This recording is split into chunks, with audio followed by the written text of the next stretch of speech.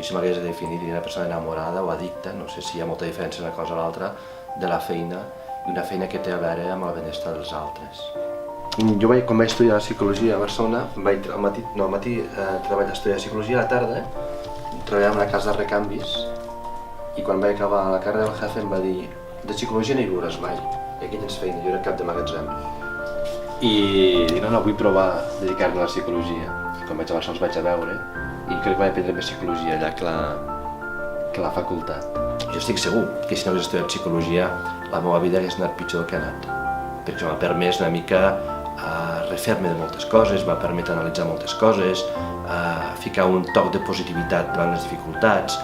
El tabac és una substància addictiva, il·legal, perjudicial i permesa, preocupant pel que fa a la salut i fins fa molt poc promocionada. Per tant, el món de les drogues és un món terriblement paradòxic.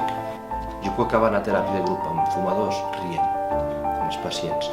Jo acabava una teràpia de dependència a l'alcohol patint i plorant amb els pacients moltes vegades.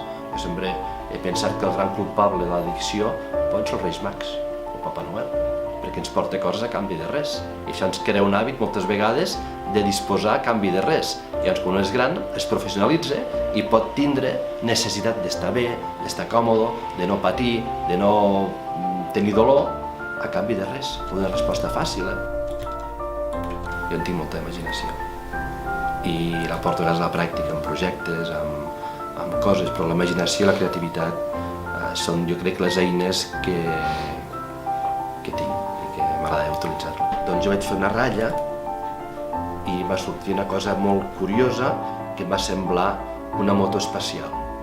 Vaig dibuixar una moto espacial i un marcià a sobre.